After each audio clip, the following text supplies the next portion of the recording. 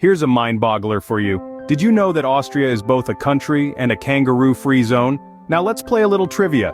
Can you name the only country that begins with an A but doesn't end in an A? Give it a moment. Got it. The answer is Austria. Yes, you heard that right. Austria, not Australia. No hopping kangaroos in sight, just a bounty of schnitzels and an orchestra of yodels. That's right, folks. Austria, not Australia. No kangaroos in sight, just schnitzels and yodels. Now that we've cleared up the kangaroo confusion, let's dive into the first fact about Austria. This country is often referred to as the land of music. And no, that's not because Austrians are particularly good shower singers, although I wouldn't put it past them. You see, while other nations were busy inventing things like the wheel, the light bulb, and sliced bread, Austria was pouring its heart and soul into the creation of masterful symphonies and sonatas. Priorities, right? Let's take a stroll down the illustrious musical lane of Austria. If we were to start a band of the greatest composers in history, we'd find most of our band members right here. On vocals and piano, we'd have the prodigy himself, Wolfgang Amadeus Mozart. This guy started composing at the age of 5. Most of us were still trying to figure out how to tie our shoelaces at that age. Slapping the double bass, we'd find none other than the waltz king, Johann Strauss II. This man single-handedly made the waltz a respectable dance in the 19th century. And no, he didn't accomplish this by waltzing around Austria in a tutu, although that would have been quite a sight. And let's not forget about the rock star of the classical music world, Ludwig van Beethoven, who, despite losing his hearing, composed some of the most beautiful symphonies the world has ever heard. Talk about turning a deaf ear to adversity. So while Austria might not be the birthplace of the internet or the automobile, it has given the world something possibly even more profound, the gift of music. And hey, who needs a light bulb when you've got the twinkling notes of a Mozart symphony to light up your world, right? So the next time you're listening to a piece of classical music, remember, there's a good chance it was composed by an Austrian who was probably eating a schnitzel at the time. Moving on to fact number 2, the Austrian Alps aren't just for looking at. Oh no, they are so much more than picturesque landscapes and backdrops for your next Instagram post. You see, in Austria they have this thing called winter sports.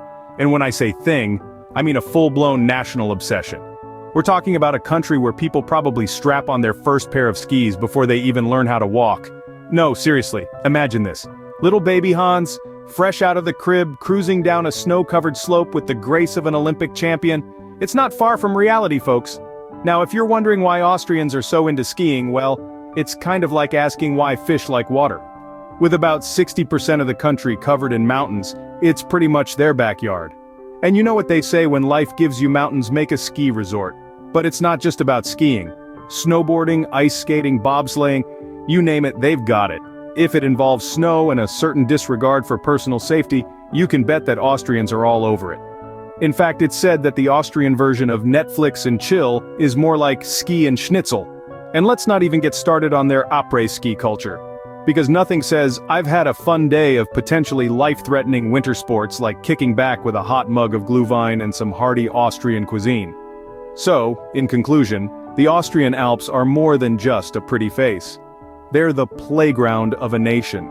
They're the setting for 1,000 epic tales of winter sports glory. They're the heartbeat of a culture that's as vibrant and alive as the snowflakes that blanket their slopes. So, if you're ever in Austria during the winter, don't be surprised if you see a toddler skiing down the mountain faster than you. For our third fact, did you know that Austrians might love coffee more than they love music? That's right, folks. It's not an exaggeration to say that coffee is the lifeblood of Austria. It's like oxygen, but tastier, and more likely to give you the jitters if you have too much of it. Let's talk about the coffee culture in Austria. It's not just about the drink, it's a whole experience. The traditional coffee houses in Austria are like public living rooms. You'll find people from all walks of life sitting comfortably, sipping their cups of joy, reading the newspaper, or just lost in their own world.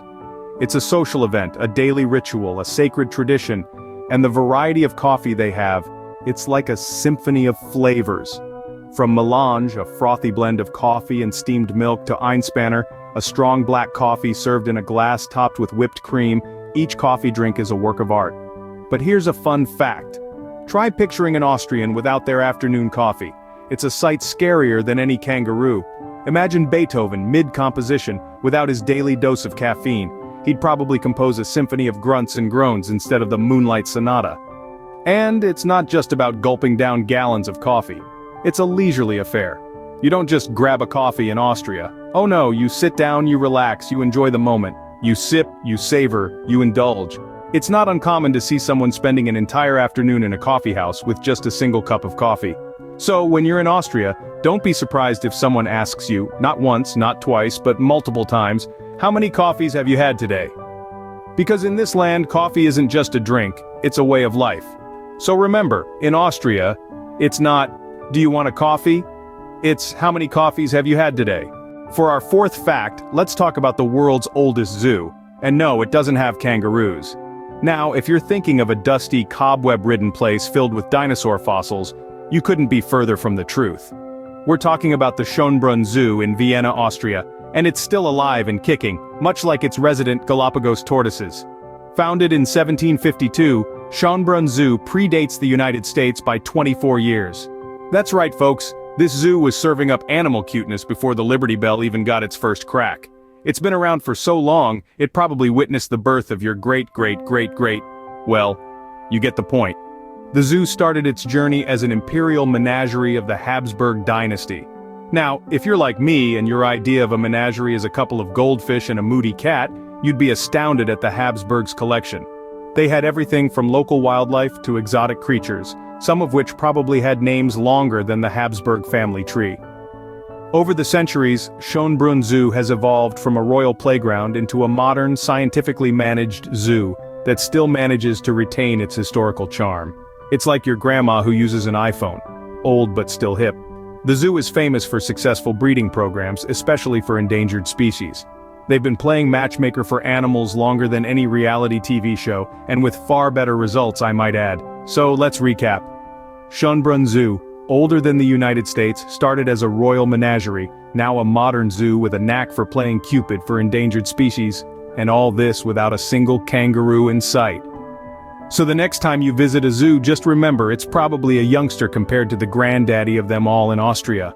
For our fifth and final fact, let's talk about a little movie you might have heard of, The Sound of Music. Now don't go running off to your DVD collection just yet.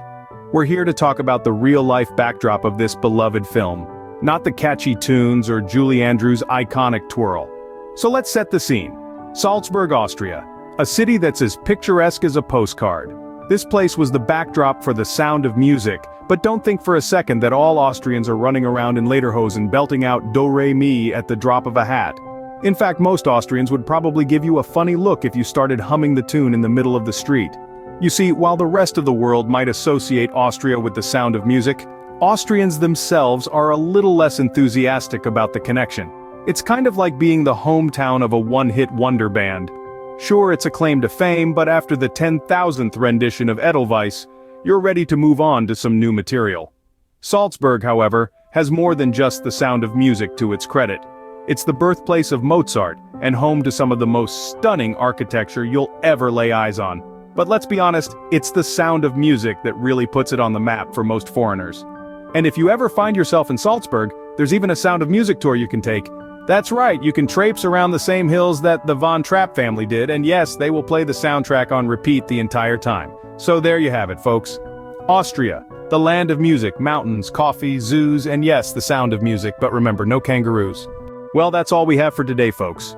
We've journeyed through Austria, the land of music and mountains, where coffee isn't just a drink, it's a lifestyle.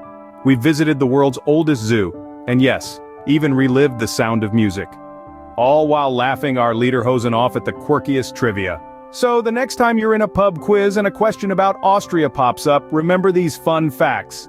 Thanks for joining us on this whirlwind tour of Austria, and remember, don't go looking for kangaroos. Before we say our final goodbye, there's one more thing we'd like to remind you of. If you've enjoyed our journey through Austria, and want to explore more fascinating countries with us, don't forget to hit the subscribe button on our channel, Nation Nibbles. We regularly post fun and informative videos just like this one, taking you on virtual tours around the globe. So come join our community, and let's make learning about the world a fun adventure. Thanks for watching, and we'll see you in the next video.